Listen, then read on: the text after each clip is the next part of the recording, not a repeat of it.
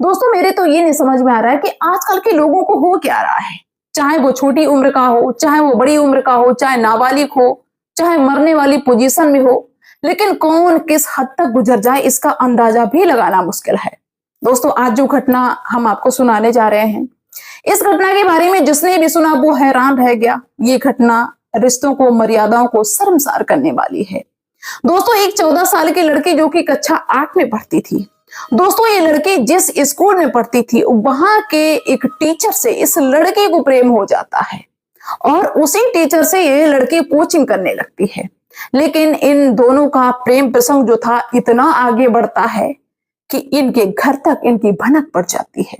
जब दोनों परिवार जानते हैं इनके रिश्ते के बारे में तो दोनों परिवार इन पे सख्ती करते हैं, टीचर के घर वाले भी और उस नाबालिग लड़की के घर वाले भी। लेकिन इन दोनों को ये बात रास नहीं आती है। जब रास नहीं आती, परिवार वाले सख्ती कर रहे हैं, इसके बाद में इन दोनों ने जो कदम उठाया उसको जिसने भी सुना वो हैरान रह गया। लोग सोच में पड़ गए कि भला ये ऐसा कैसे कर सकते हैं।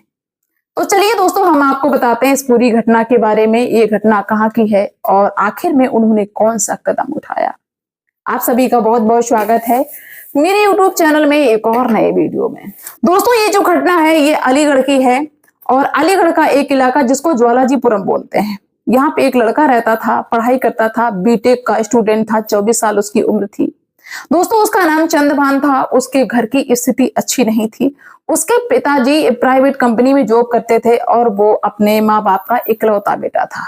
तो जब घर की स्थिति अच्छी नहीं थी तो वो चंद्रभान पता क्या करता था कि एक स्कूल में पढ़ाता था, खाली टाइम पढ़ाता था और इसके बाद में जब उसके पास टाइम बचता था तो वो कोचिंग भी पढ़ाता था, जिससे उसका खर्चा निकल जाता था, तो घर से लेना नहीं पड़ता था। उसके दिन अच्छे से गुजर रहे थे, पढ़ाई भी कर रहा था और उसकी आमदनी भी हो जाती थी जिससे उसका खर्चा निकलता रहता था। लेकिन दोस्तों क्या होता है कि ये जो चंद्रभान था जिस स्कूल में पढ़ाता था उसी स्कूल में एक ऐसी लड़की जो कक्षा 8 की छात्रा थी जिसकी उम्र 14 साल थी, उसी से इसको प्रेम हो जाता है। यानी कि उस लड़की को ये टीचर पसंद आता, टीचर को वो लड़की पसंद आ जाती है। धीरे धीरे इनकी कहानी आगे बढ़ने लगती है।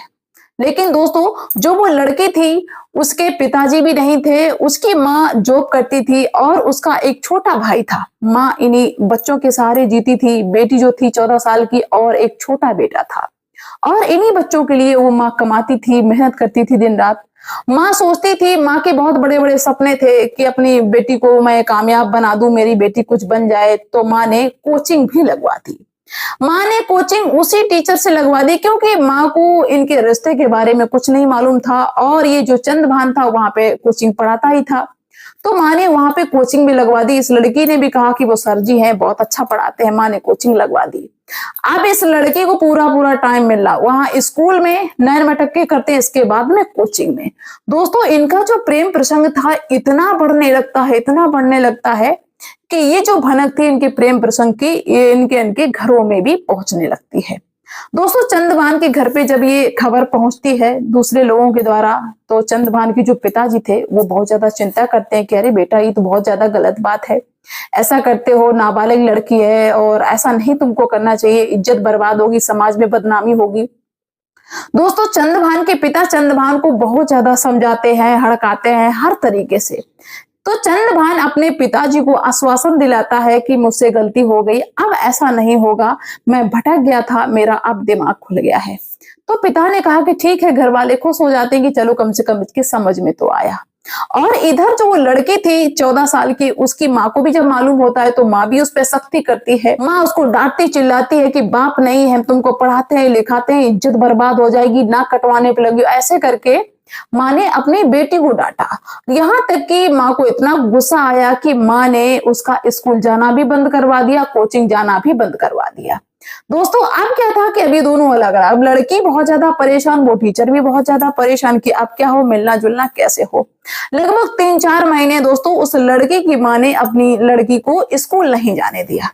लेकिन फिर लड़की सोचती है कि ऐसे बात नहीं बनेगी। दोस्तों लड़की अपनी माँ को विश्वास में लेती है, लड़की अपनी माँ को समझाती है कि माँ हम भटक गए थे, अब हम ऐसा कुछ नहीं करेंगे, मेरी पढ़ाई बंद ना करवाओ, मेरा करियर बर्बाद हो जाएगा, मेरी जिंदगी बर्बाद हो जाएगी और अब अगर दोबारा ऐसी कहीं से तुमको खबर मिले तो आप हमसे कहना। दोस्तों इस तरीके से लड़की जो थी अपनी माँ को डील करती है, माँ को विश्वास हो जाता है, माँ कहती ठीक है दोबारा ऐसी गलती नहीं होनी चाहिए। माँ दोबारा से अपनी बच्ची को स्कूल भेजने लगती है, 14 साल की लड़की।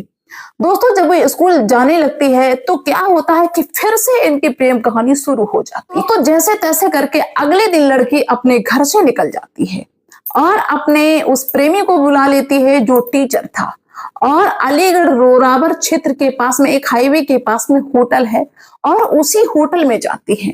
दोस्तों वहां पे क्या होता है कि जो लड़की थी इसने नकली आधार कार्ड दिखाया, उसमें इसका नाम मुस्कान था, वैसे फिलहाल इसका नाम नहीं दिया गया कि इस लड़की का नाम क्या था।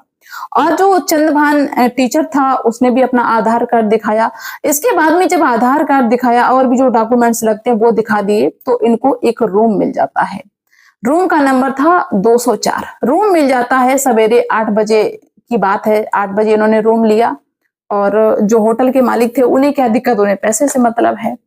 लेकिन क्या होता है कि शाम के लगभग 3-4 बजे का टाइम हो जाता है, ये दोनों जब उस रूम से नहीं निकलते हैं तो जो होटल का मालिक था उसको चिंता होती कि सवेरे से ये अंदर गए हुए हैं, ये अभी तक निकले क्यों नहीं है। तो क्या करते, होटल का मालिक जो था वो दरवाजा खटखटाता है, आवाज देता है, अंदर से कोई आवाज नहीं आती। होटल के मालिक को थोड़ी सी चिंता होने लगती कि ऐसा ना हो कोई अनहोनी हो गई हो, इन्होंने कोई कांड कर लिया हो। दोस्तों चिंता होती तो क्या होता है कि हर किसी के पास में जो होटल के मालिक होते हैं एक मास्टर की होती है।